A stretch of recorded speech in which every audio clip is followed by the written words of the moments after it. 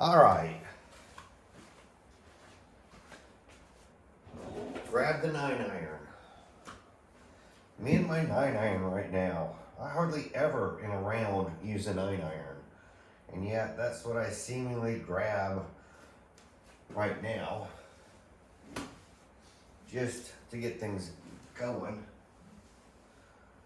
So this morning I showed you all I was doing. I wasn't even really working. I was just saying learn how to get the hands going, kind of warm up, hit through the ball. And I just want you to feel that coming down and release movement.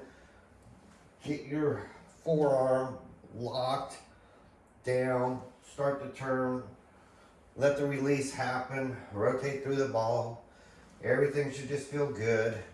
And you're just kind of warming up, you're not thinking.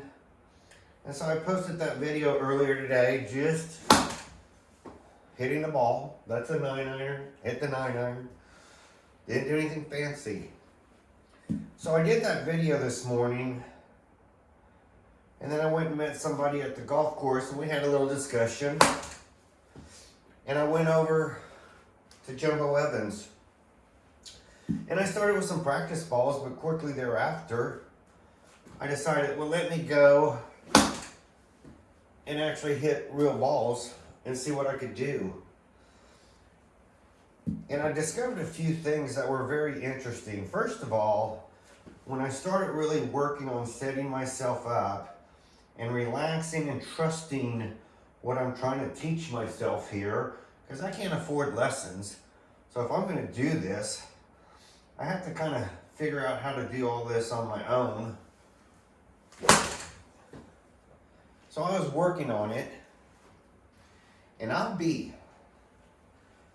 started working on, and I haven't talked about this a whole lot, just some good tempo and timing, and kind of working on things. And I started hitting, and it's windy today. I'm hitting into the wind, I'm hitting with the wind, I'm hitting against the side of the wind, I'm hitting different angles into the wind, and I'm trying to keep my ball flight down and just hit a really nice ball. I'm trying to flight them, and I noticed at first I was trying to overthink it, and I will admit at first I was kind of getting frustrated, but not much. And then I started saying, okay, let's kind of think about just hitting the ball. I want to maintain this angle. I want some leverage. I want to feel like I'm coming around and getting my release correctly. So I finally said, and I really believe this, I finally said, just think about everything before the shot and then take the shot, because by then it's too late to have a swing thought. So try to put it all up in here, decide what you're going to do, and then go do it. And if it's wrong, it's wrong. And try to feel why was it wrong, and what do I need to do to correct it. And start making some minute changes, and go hit the ball. Now, I told you when I go to Jumbo Evans, from a certain telephone pole, I've already measured distances to other obstacles out there that are stationary. You can see them on Google Map. So you can measure distances. Plus I have my rangefinder. I started hitting my 9-iron over 150 yards. Not by much, 151, 152. I think my furthest hit today with my 9-iron was about 156 yards. 156 yard 9-iron. But first of all, yes, that's exciting. And I can't tell you exactly, so I'm going to have to learn when I get just so smooth and buttery and I can't feel the ball coming off. Everything feels like it's just coming through right, and I don't even have to swing. That was trying to hit hard. And what did I do? I thinned it. I wasn't trying any of that. My timing, my tempo, everything, my positioning, I was just having a great day out there today and just really enjoying hitting through the ball. And I was killing it. 150 some odd 9-iron. In fact, I went and got my wedge, my 50-degree wedge, and I was probably hitting about 120 something yards with my 50-degree wedge. Now that's, to me, is saying something when you stop to consider. I was using this wedge, which y'all haven't really seen on video before. If I take my normal 52-degree wedge, which I used in here on video, it's one of my older, longer ones. This is the wedge I use out on the course, so that's a full inch lower. It is a ladies 52-degree wedge, and it has a ladies shaft on it. And people are always wondering, why do you use that little bitty wedge? Well, there's two reasons. A, it has flex. Man, you can flex this so you can feel where that head is. So on shorter shots, when you want to really feel where are you at with that head, obviously not there. I am going to be a little tired. It's late at night. I've been playing golf almost all day long. But anyway, I started hitting that wedge and feeling really good about it as well. But what I enjoyed more was I was using my 9-iron most of the day with real balls out on it's a field. It's supposed to be a soccer field. It's a field. It's no better, no worse than, I would say, the fairways where I play golf at the Rebecca Creek. It's got some problems. It's not a nice green grass field. I'm not gonna lie.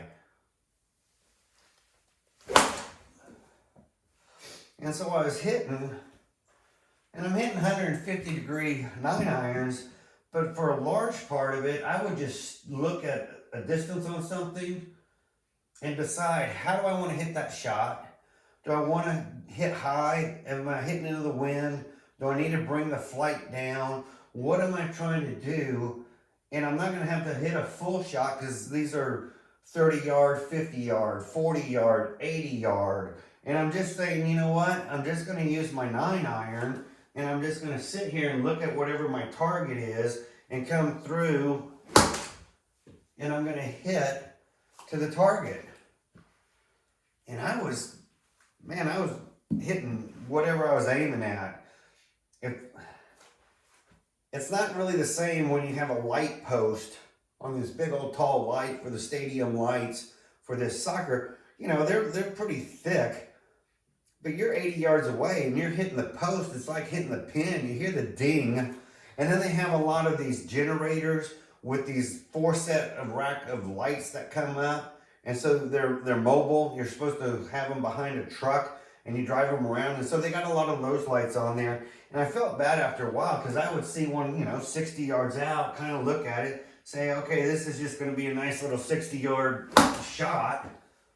And sure enough, I'd hit that light. And I was like, this is exciting. What I'm getting at is I've been using from 110 yards in, I've been trying to do everything with this little wedge. From 110 yards in, a little 52-degree wedge.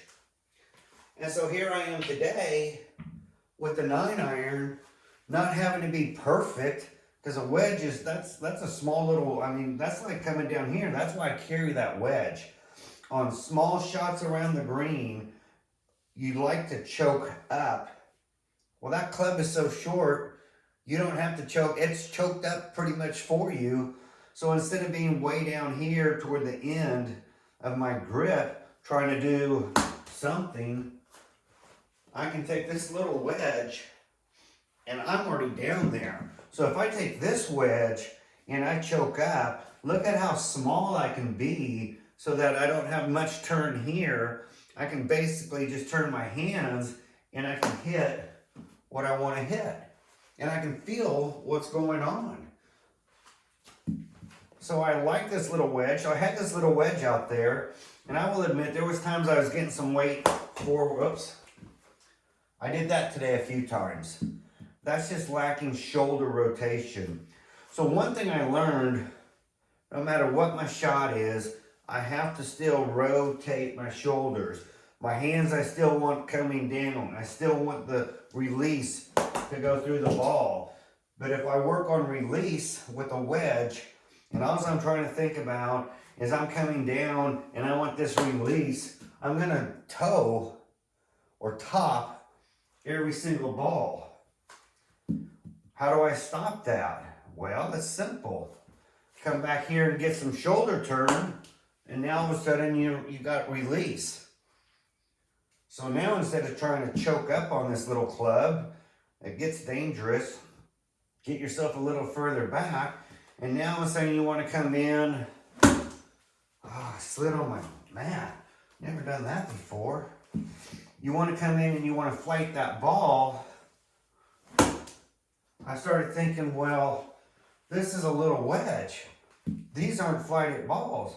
I know I can flight this wedge from 50 degrees all the way down to just underneath the a 5-iron. So what is causing me to do that?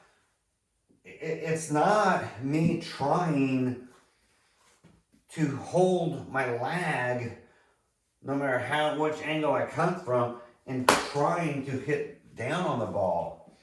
So I realized, I've always said, if you want to start hitting lower, you have to move your low point. So I started working on just coming back off the ball, keeping my hands further up, and hitting down, and hitting a good flighted ball, but getting it lower. And so I was like, okay, I've always known you have to come through and hit down on the ball. Get your low point forward. I need to get this club out of my way. I think it's distracting me. But on my 9-iron, I'll just grab it real quick. On my 9-iron, it was a little bit easier to come through and hit down than that wedge. And so I really enjoyed just playing all day with my 9-iron, hitting really long shots and coming through and hitting just great little pitches and chips. So I was like, wow, there's something to be said for that versus always going to what I thought was my go-to club and trying, you're trying to take a 52 degree and turn it or come through and hit perfectly down and low, and you're trying to get that to a 5-iron. You can do that with a 9-iron so much easier because you're not starting off opened up at a 52 degree. And I'm not talking about ball placement movement. I'm talking you're still centered to the ball and you're coming through and learning how to hit a really clean shot that has spin on it. So if I get down to a 5-iron, down there into a 5-iron, that ball still rises up a little bit and drops. Now it's on a 5-iron slope, so it's going to have a couple bounces and spin, but it's still not going to roll out and roll across a green or do anything crazy. So on an uphill green, you want to have a little bit more kind of pop on it and get that spin, because you're going to be hitting up into the hill and you'll be okay. So it's good to flight them down. I like doing that. But what did I notice today? I told you when I set up and get my typical setup, I get here and then I make sure I square the hips. And then I might make sure I'm ready to make a turn to get into my backswing. But what I noticed today, especially on my wedges in this 9-iron, if I kind of preset myself just a hair, so I squared myself up and I can feel, I can feel that starting to turn, and that I use this knee to drive this up. So it's almost like I'm back at this, just the typical swinging attitude. My hands are down, they're in front of my toes, and I'm driving this up and just letting the club come up, but I'm driving it. It's holding this arm more so where I need it on the left side. So I'm not trying to say I'm going to stay centered in my sternum area with my hands coming up and then coming through. You can do that. But if you really want to flight a tight wedge down, you need to basically be playing from the left side. So your hands have to stay more forward. That way, when you're trying to flight the wedge down, or the 9-iron, see how I can turn here and be on this side? I can turn here and be on this side. So I started noticing, man, if I do that even on my longer shots where I want to get some height, I can still get height. Should be hitting more square. But I can be back here and get more height and have these great little pitch shots and be dead accurate on having them stop on the green. So I'm hitting these balls out there today, different yardages, just looking at my object, getting into my head, letting myself relax, really presetting myself, and then just making a nice swing through and try not to feel the club, try not to grip hard, and I just wanted to feel the weight of that club head coming up and swinging through. And that's how I started hitting 150-yard 9-irons, because I started off small and I just wanted to get things to feel like I had this great swing coming. And that club head whips around and hits that ball. I need to now learn, what is my tempo? What is my timing? I need to know what my tempo means how fast do I come up here versus coming through. So if coming through is going to be a 1, well, I'm not going to be going 1 to 1. That's a 1 to 1 tempo. So let's look at something slower. 1,001, 2 to 1. So now we're trying to do a 2 to 1 tempo. Well, what if we go to even slower? Get this all set up. Get this arm locked. I like keeping this straight. And let's try something a little slower. 3 to 1. You can go slower. You can try 4 to 1. Really use this hips to start pushing you back and go 4 to 1. I think 3 to 1 is okay.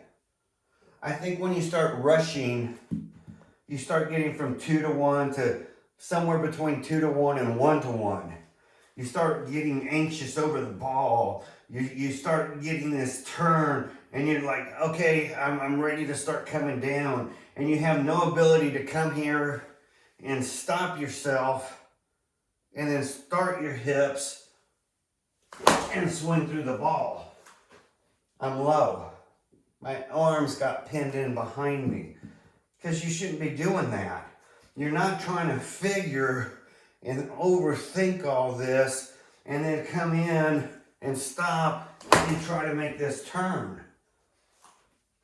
Tempo and timing is about how you can be smooth.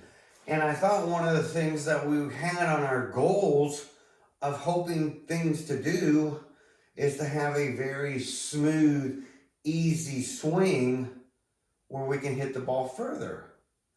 Well, to do that, you can't be tense. You got to have noodle arms and noodle wrist. You have to have a grip. So these two fingers have to be gripping the club. They got to be doing their job. because that's really the fingers you're using to do your lifting and all that on this side, is those two fingers. This comes down to maybe this and a trigger finger. So you're kind of holding on here, and that's only because your thumb and your trigger finger are holding this to stay here until you're ready to do that release. So you only got these two fingers back here in this. The rest of them really don't need to be on the club. And then you have to have loose enough arms. So if you got these two guys over here and this guy over here, and you're starting to learn how to hit through, and you're not using all these other fingers, well, that's a good thing. So now it's timing and tempo. And timing, what is timing? Well, if this setting up and getting everything set before you even hit the ball, and then this is your tempo coming up and then through the ball, your timing is really how do you get, which we've already talked about, how do you get the release to initiate? What's releasing the club? That's your timing. And so once you get your tempo and timing down, some days you're going to have it down. You're going to be hitting, God, you just look today, hitting great balls. Everything exactly where I want. So it was not an effort to just be able to come up and hit through that ball and hit a 150-yard 9-iron going, holy shit, where is everybody to watch this today? Or you see that 60-yard shot to that telephone pole or to that trash can, 80 yards or whatever your shot is, and you're just dialed in and you're looking at it and you're just taking the right tempo and you're knocking them up. They land and you're hitting sometimes the object you're looking at. Well, if that was a green, these would be just all on the green. So I started really trying to work on just something that I could repeat.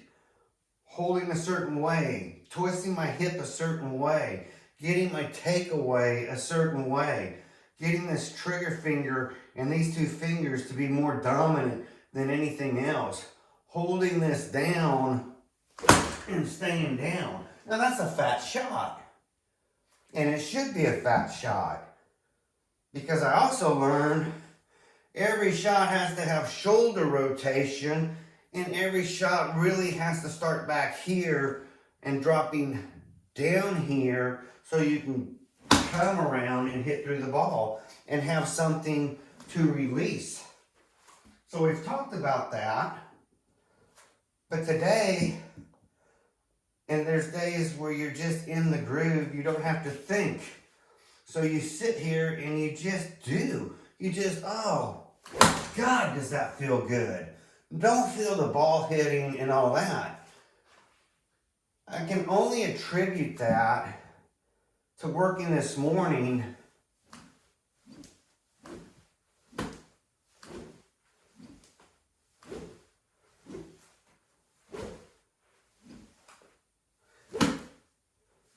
to getting loosened up and doing that exercise this morning where I literally sat here and just wanted to hit balls and feel the club head in space, in my hands, all connected, so I could just start just smoothly getting through the ball. If I'm thin, I'll fix it. If I'm fat, I'll fix it. I'll start taking the time just to work on these things. Is my swing fully developed? Meaning, am I coming back fully developed and coming down? Am I working on getting my hand in position? That's the timing. So you got tempo back here, you got timing up here. And am I working on my turn, getting the turn to start coming through? And if I'm getting the turn and I'm doing high shots, then I must not be doing something right. Well, am I getting up and through the ball? Okay, we're getting through the ball. This is a lot of work. No, it's not. Quit thinking. Go back to just getting shots let the club do the work. Feel the weight when you stop here. Feel where your club is so you can come through and quit thinking. And that's what I did today. So I could just did a few of those today. Not many. I was happy. I was really happy. I heard hardly any of that. And that is all upper arm and doing this and not doing anything down below. And that happened to me today. I almost left. I was almost having to come running back into this room going, something's not right. Something's off in my head. I'm doing something. When I first started, when I went from the practice balls to the real balls, something wasn't right. And so at first I thought, well, just do a turn everything. Get back in track. So I jumped on that for a minute and just said, okay, I'm just going to do the old turn everything. All of a sudden I was hitting pretty good. And so I said, well, if I can do a turn everything, then I can start working on this compression, start getting my hips and everything, and kind of turn everything. Oh, I'm still good. Okay, I can handle that. So I'm not going to fall apart. So when I take a bigger swing and try to turn everything, why am I hitting over there? Excuse me. So something at first was starting to come off the rails. So then I really worked on just, okay, relax, turn through the ball. Now, once you want to go to full swings, big 100%, full swings, and you want to get compression or distance, you still have to ask yourself, and I'll try to do this. God, I wish I could put something bright red on this hip, and I don't see anything that, oh, this is going to seem strange. Let's take a trash bag that's neon green. And maybe if I wad this up and put it in my pocket so you can now see my hip. And that's all I want you to see for a second here is that trash bag. And then I'll try to go slow. I'm not good at that. None of us are. So don't make fun of me. You're not either. We all like to hit too hard. Today's lesson was, wow, accelerate through and get through that ball. You hit so much further. 150-yard 9-irons. So anyway, here's this trash bag. And I'm putting that there because we've discussed sometimes you want to come through and get the hands through first. You still have to make a good swing. It doesn't shortcut a whole lot of things. Still fat. I don't do a whole lot of hands first. But if you look at the bag, my hands should be coming through there and then the turn following. So it takes me a minute sometimes when I'm tired, especially at 2 o'clock in the morning, to figure out and get my timing. We're back to timing and tempo. So maybe if I slow my tempo down for just a second and make sure I'm not over running my sternum, which would be a bad thing to do. Maybe if I start doing this, there we go. And so you see my hands go first, and then that's what I call the Pop Goes the Weasel, the little toy box. Pop goes the weasel. And that's what this shot always reminded me of. I see it on TV. I watched a lot of golf growing up because my dad played golf and I want to have that connection with them. So I might not play golf, but I could watch golf on TV with him. And I always saw how these professionals would come through and pop up at the end of their shot. And so it told me a couple things. They're not lifting. They're leaving this left shoulder where it belongs, down to the ground as long as possible. And so if you start doing things like that, you can start really hitting better balls. Okay, that makes sense. The other thing about hitting hands first, you don't have to think about hips. Your hands go through and your hips follow. That's pretty self-explanatory. The problem I have with hands first, which not everybody will, but I do, because I like to stay so deep, obviously, is when I start trying to do just my hands first coming up and getting through the ball, it's harder for me to hit in front of the ball. I mean, really get them down in front of the ball. Like really turn 52 degrees into 5-irons. Now let's go the other way. Let's come up here. Get that preset, come up here. And this time we're gonna stall and leave the shoulder and this structure, we're gonna leave it alone for a second.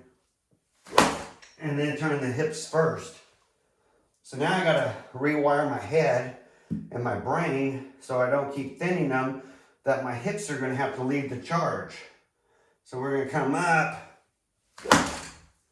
and start the hips first. And you should be able to see that with that green on there.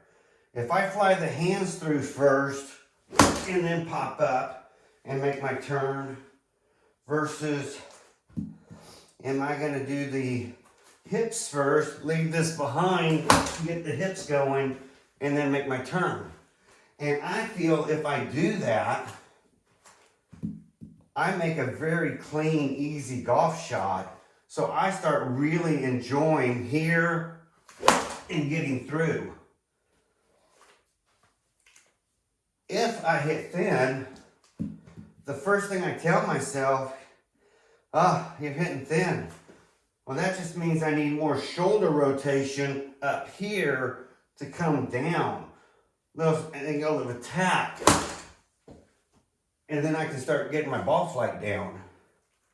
And that's a good thing. The second thing it should be doing for me is teaching me how to totally relax, come up here, get those hips, and I'm slinging that club further this away on my full extension release. Then I can slow down my swing because I'm using bigger muscles here than chest muscles up here.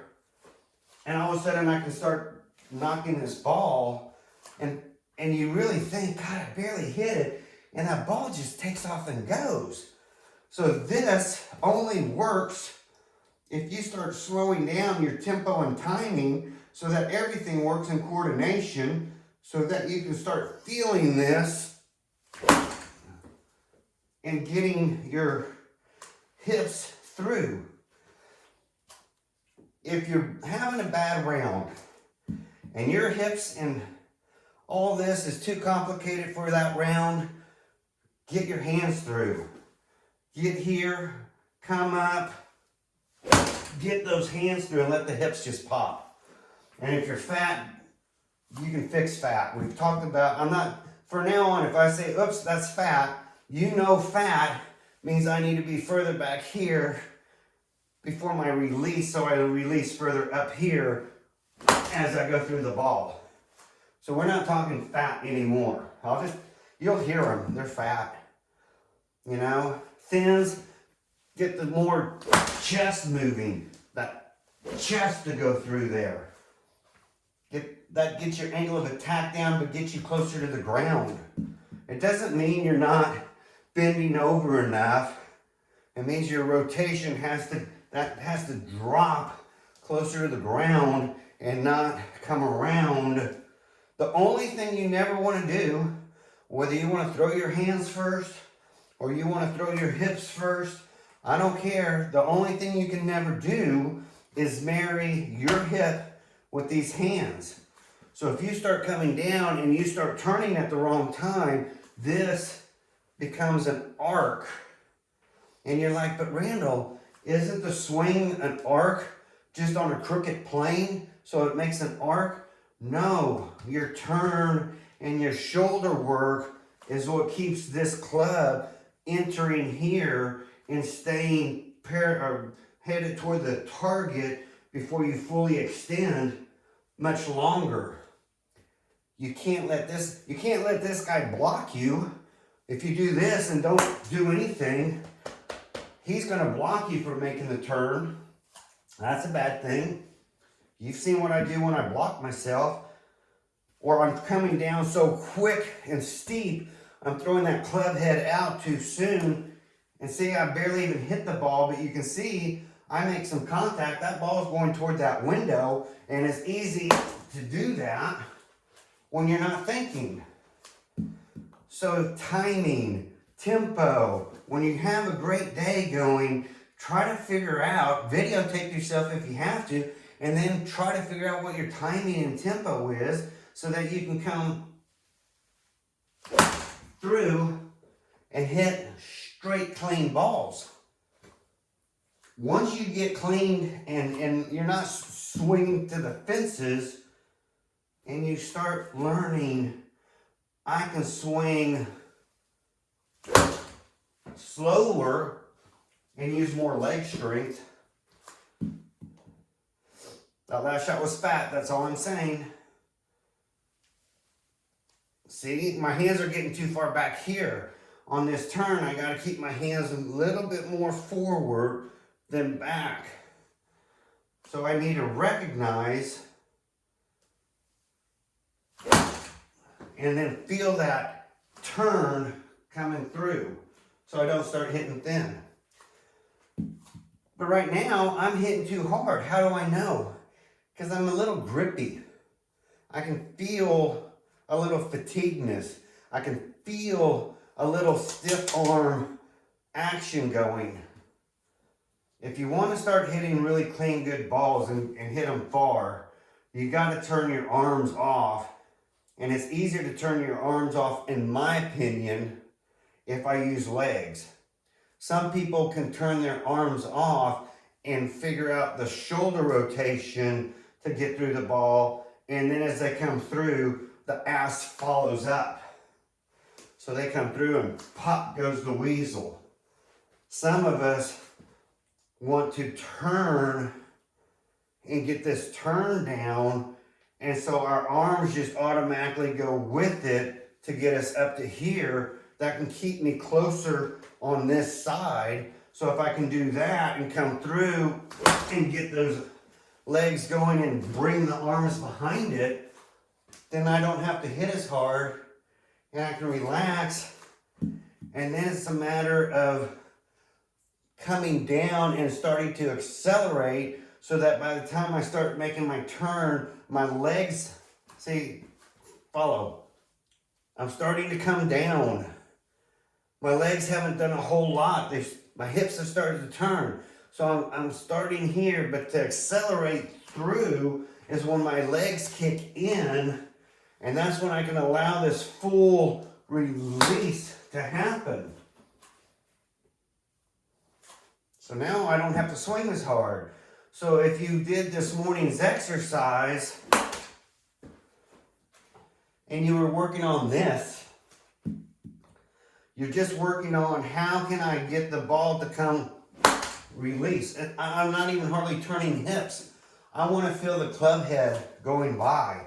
I want to feel that momentum of when my club head goes by. That's where my club head speed comes from. So if I'm all grippy and tight or rushing things, I can't let club head speed develop.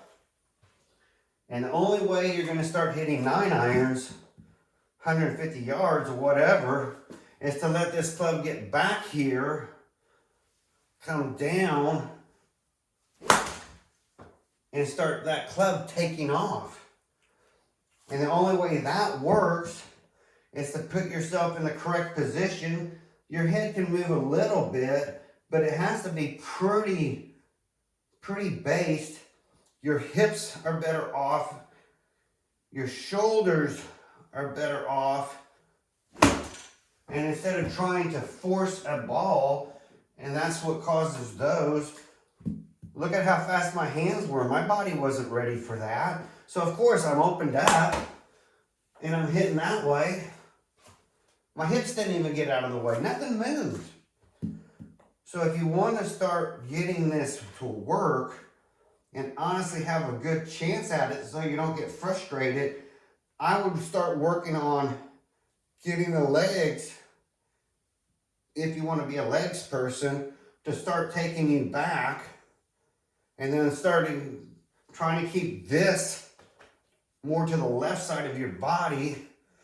The bigger the swing, however, and letting the club fall down a little bit, try to keep this flat, but get this as much lag as possible so when you come through, you have as much club head speed as possible. But if you can relax throughout the whole entire process and you get that tempo and timing so that it all meshes together, so you do that, and then you try to push this club fully extended towards your target, basically as far and hard as you, not as hard, but as far as you can, get extended, get it out there, you'll start hitting balls further than you ever thought with no effort. So if you're envious of people like Ernie Els and the Big Easy, the big swing, the smooth swing, you got to work on it. And there's days you're going to do it. You might have 12 good shots in a row, 5 good shots in a row.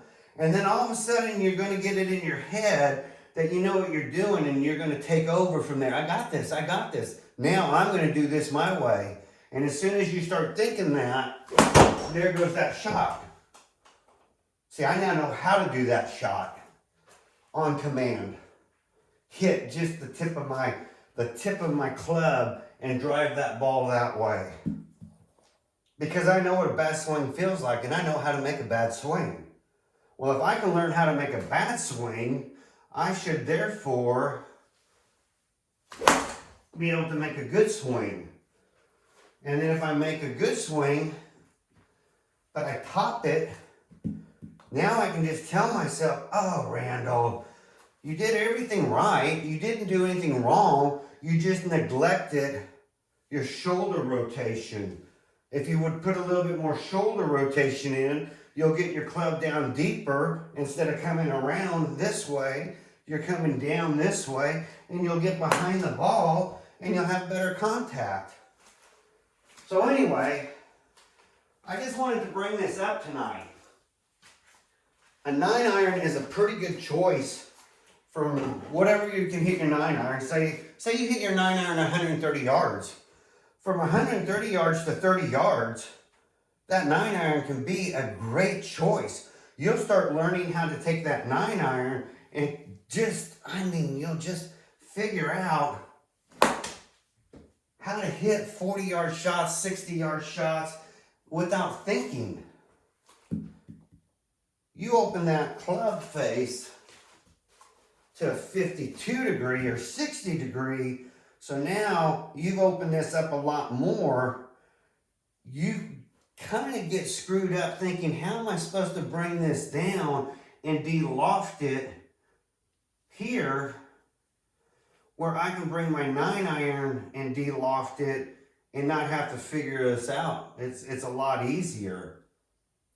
But if I put the clubs equal together, I'm not losing a lot of distance or height.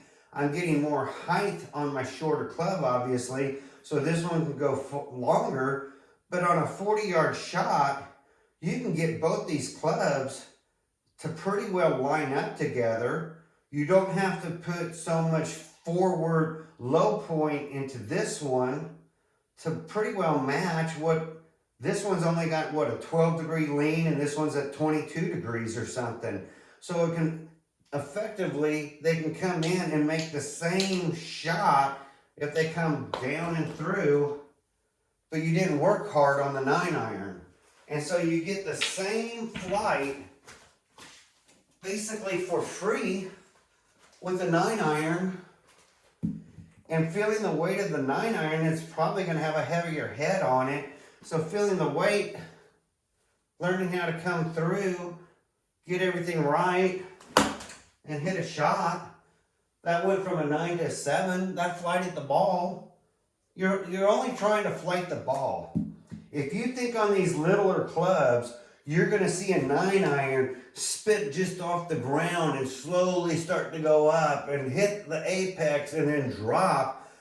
You can do that with maybe long irons, but your shorter irons, yes, you can flight them down only so far and keep them down, but you're not going to get those things to go down and pop up. When you're swinging, for the most part, you're going to be the difference of maybe from a 7-iron to, I don't know, somewhere around, or a 9-iron to somewhere around a 7.5 or something. And so you're still going to have a high apex. When you see the pros and they spin the ball, their apex is higher. And their distance, trust me, is shorter.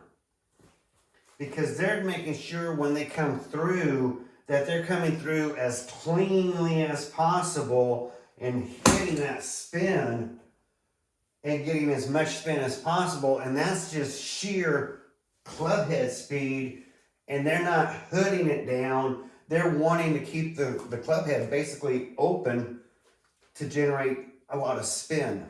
So when it hits the green, it spins back to them. I've spun a couple balls off the green. It's fun.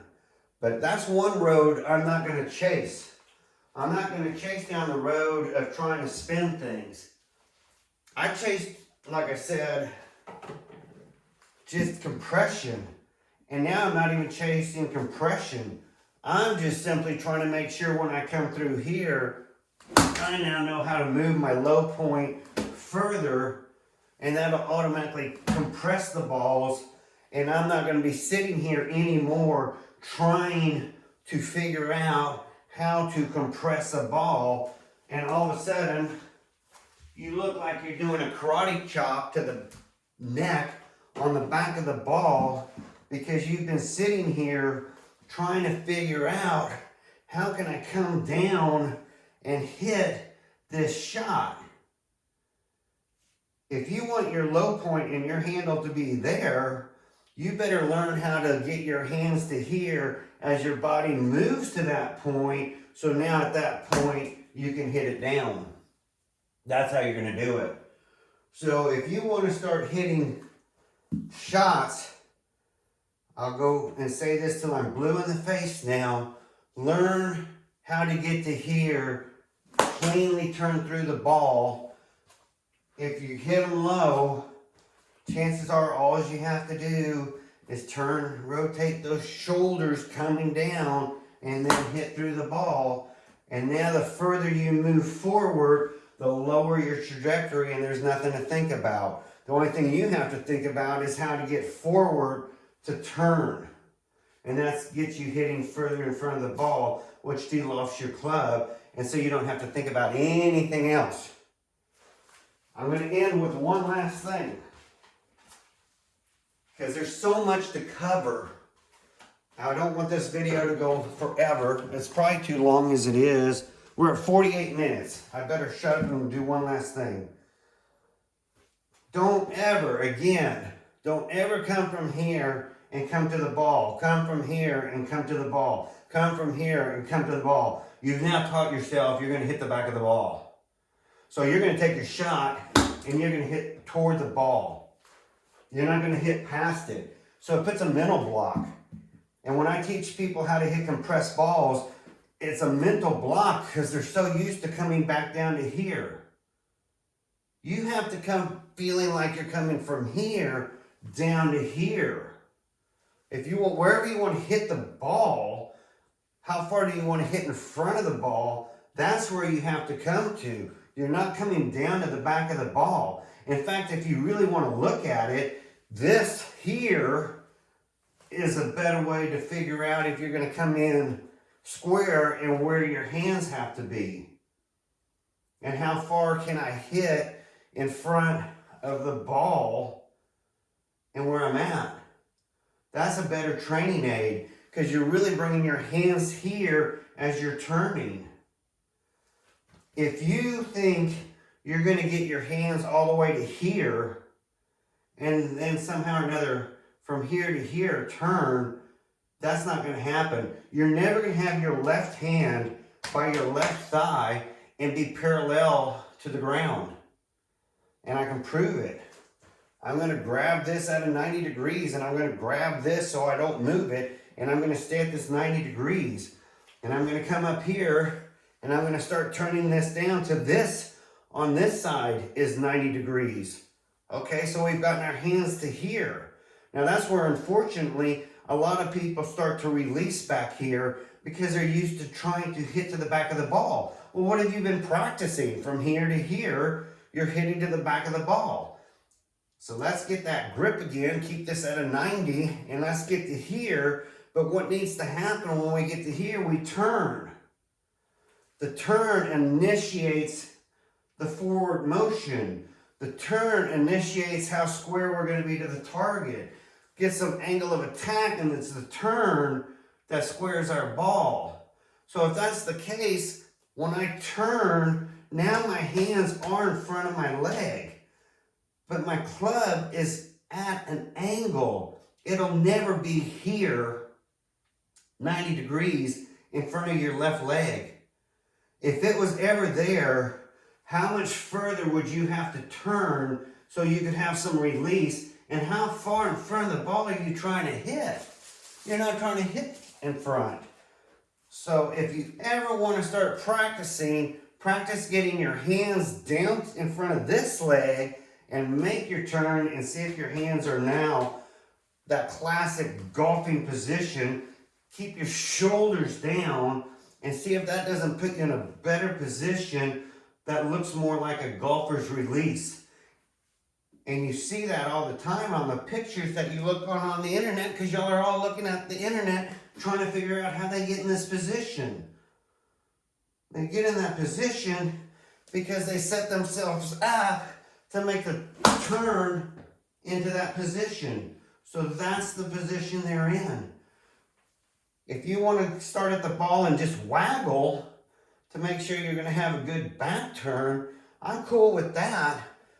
But don't go right back to the ball and teach yourself how to hit a ball. You're not learning. You're programming. And then you got this mental block. And so then you start doing weird things like doing karate chops, trying to figure out how can I get some forward shaft lean and make a turn, and then you have no way to release.